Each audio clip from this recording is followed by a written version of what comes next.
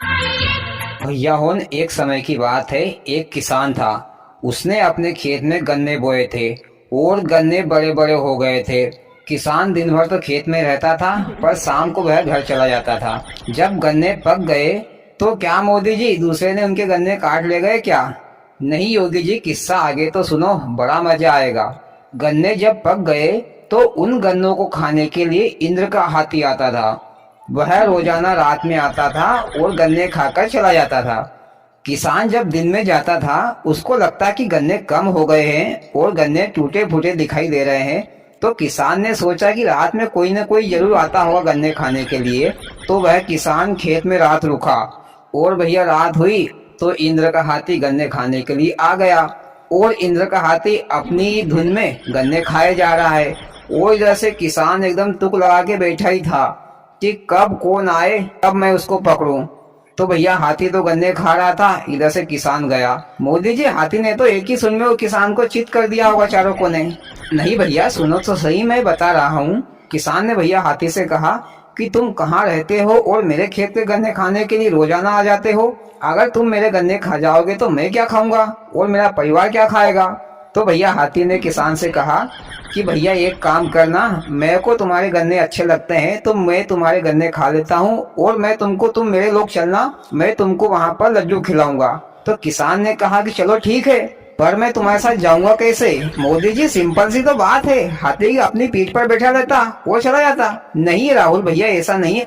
हाथी तो मात्र अपनी पीठ पर इंद्र को ही बिठाता था, किसी और को नहीं बिठाता था। तो हाथी ने कहा कि एक काम करना भैया, तू मेरी पूंछ पकड़ लेना और मेरे साथ चल देना।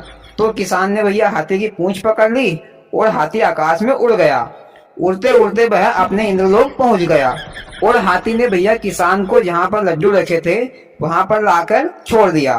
किसान ने भैया लड्डू उनको देखा, इतने सारे लड्डू, और लड्डू भी छोटे मोटे नहीं, अरे तोप के बराबर के लड्डू। किसान ने सोचा कि एक लड्डू में तो मेरा पूरा परिवार 4 दिन तक खा सकता है। किसान ने ऐसा सोचा और फिर लड्डू खाने झुक गया। अब किसान से कितना लड्डू खवाए, उसने थोड़ा बहुत खाया और उसका पेट भर गया। और किसान ने भैया थोड़ा बहुत अपनी जेब में लड्डू रखे और हाथी की पूंछ पकड़कर दूसरी रात वापस आ गया। और भैया उसने अपने परिवार वालों को वो लड्डू खिलाए और गांव वालों को भी खिलाए। और फिर दूसरी रात का इंतजार करने लगा किसान। किसान ने भैया दूसरी रात फिर अपने घर से झोला उठाया और वह रात में भैया हाथी के साथ फिर इंद्रलोक गया। फिर वहां से भैया झोला भरकर लड्डू घर भी लेकर आया और पेट भरकर खाकर भी आया। और भैया अपने घर वालों को भी खूब लड्डू खिलाए और गांव वालों को भी थोड़ा थोड़ा लड्डू देता था। तो भैया गांव वालों ने उस किसान से पूछा कि भैया तुम ये लड्डू कहाँ से लाते हो, कौन सी दुकान से लाते हो, हमें भी ले चलना, हमको भी लाना है। तो भैया किसान ने गांव वालों को सारी बात बता दी। तो गांव वालों ने उससे कहा, अरे भैया तूने रात में सपना देखा होगा, इंद्र से कोई भला लड्डू भी ला सकता है। योगी जी एक काम करो, आगे की कहानी तुम ही सुना दो, मैं तो घर जा रहा हूँ। नहीं मोदी जी, तुम ही सुनाओ। योगी जी, अब बीच में बार बार टोका मत करो, तुम तो उंकारे दो, सुनाओ मोदी जी। तो भैया गांव वालों ने उससे कहा कि भैया हमको भी ले चलना यार, हमको भी लड्डू खाना है, हम भी ले आएंगे घर झोला भरकर। तो किसान ने कहा कि भैया मेरे को इसमें कोई दिक्कत नहीं, चलना आज रात में मेरे खेत में, अपन सभी लोग चलेंगे लड्डू खाने के लिए और सब अपने अपने घर से झोला ले चलना और भरकर भी ले आना, कोई दिक्कत नहीं मेरे को। तो भैया गांव वाले होने सब अपने अपने घर से झोला उठाया और भैया रात में उस किसान के खेत में चले गए। और भैया रात में हाथी गन्ने खाने आया। हाथी ने पेट भरकर गन्ने खा लिए और भैया हाथी का जाने का टाइम हो गया। तो किसान ने कहा कि भैया मैं भी चलता हूँ। तो हाथी ने कहा कि भैया तूने तो पूरे गांव वालों को लिया है, क्या बात है? तो किसान ने कहा कि भैया ये लोग भी लड्डू खाने के लिए तुम्हारे लोग पर जाना चाहते हैं। तो हाथी ने कहा कि चलो ठीक है भैया, पकड़ लो मेरी पूंछ। तो भैया किसान ने तो सबसे पहले हाथी की पूंछ पकड़ ली। इसके बाद उसने कहा किसान ने सभी गांव वालों से कि एक काम करो भैया, तुम मेरी टांग पकड़ लो, फिर उसके बाद में तुम दूसरे की टांग पकड़ लेना, फिर तुम दूसरे की टांग पकड़ लेना, ऐसे करते करते भैया लाइन लगा लो। तो भैया सभी गांव वालों ने एक दूसरे के हाथ और पैर पकड़ लिए और लंबी लाइन लगा ली और भैया हाथी आकाश में उड़ चला। हाथी भैया आकाश में आधी दूर पहुंचा था। नीचे से एक भैया था, उसके दिमाग में आई, उसके मुंह में ज्यादा ही पानी आ रहा था। उसने कहा, अरे भैया सुनो तो सही। ऊपर वाले ने कहा, क्या बात है? अरे भैया लड्डू कितने बड़े बड़े होंगे? तो उसने कहा, अरे मेरे को क्या मालूम, मैं तो पहली बार जा रहा हूँ, ऊपर वाले से पूछो जो गया है। तो एक काम कर भैया, तू ऊपर वाले से पूछ कि कितने बड़े लड्डू मिलते हैं। तो उसने और आगे वाले से पूछा कि भैया लड्डू कितने कितने बड़े मिलते हैं। तो उसने भी यही कहा कि मेरे को क्या मालूम, वो जो गया उसको पता है कितने बड़े लड्डू मिलते हैं। फिर भैया उसने जोर से उस किसान से कहा, अरे भैया सुनो तो सही, क्या बात है भैया, कोई तकलीफ है क्या? तो भैया उसने कहा, अरे भैया जरा बता तो सही कि लड्डू कितने बड़े बड़े मिलते हैं। पर भैया वो किसान तो हाथी की पूंछ पकड़े हुए था। तो भैया वो किसान अचानक भूल गया और भैया वो किसान ने हाथी की पूंछ छोड़ दी और भैया हाथ से बताने लगा कि भैया इतने बड़े बड़े लड्डू मिलते हैं। हाथी की पूंछ जैसे ही छोड़ी तो सब भैया एक के बाद एक टप टप टप टप सब नीचे आ गए। नीचे भैया सब गांव वालों का ढेर लग गया। धीरे धीरे भैया आदमी उठे, सबको जोर से लग गई, किसी का हाथ टूट गया, किसी का पांव टूट गया, किसी को माथे में लग गई, किसी को कहीं लग गई। सब धीरे धीरे वहां से उठने लगे और भैया एक ने बोला, अरे तेरे को क्या जरूरत थी कि कितने बड़े बड़े लड्डू मिलते हैं, मुंह से ही बोल देता, हाथ छोड़ने की क्या जरूरत थी? अरे तो भैया पूछा था किसने, उससे बोलो। अरे पूछा था किसने, लड्डू के चक्कर में तो अपने हाथ पैर तोड़वा लिए भैया, ऐसे लड्डू से तो वैसे ही अच्छे। भैया सब गांव वाले लंगड़े लूले हाथ पैर टूटे हुए करांचते अपने घर चले गए और भैया सोचा कि अब कभी भी लड्डू खाने नहीं जाएंगे। और वो किसान ने भी कहा कि भैया अब लड्डू नहीं खाऊंगा, ऐसे लड्डू से तो वैसे ही अच्छा।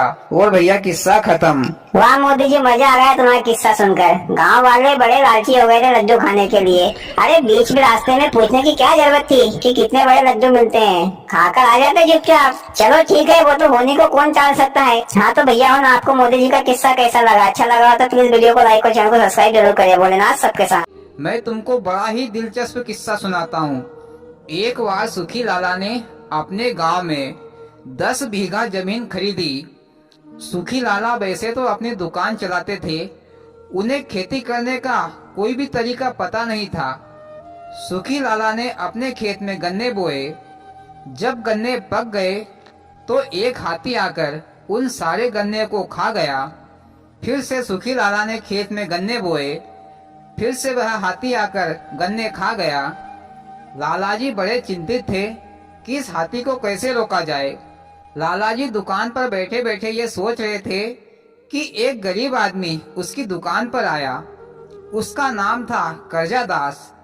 लालाजी ने कर्जादास से पूछा, भैया मेरे सारे गन्ने हाथी खा जाता है, तो हाथी को रोकने का कोई उपाय बताओ।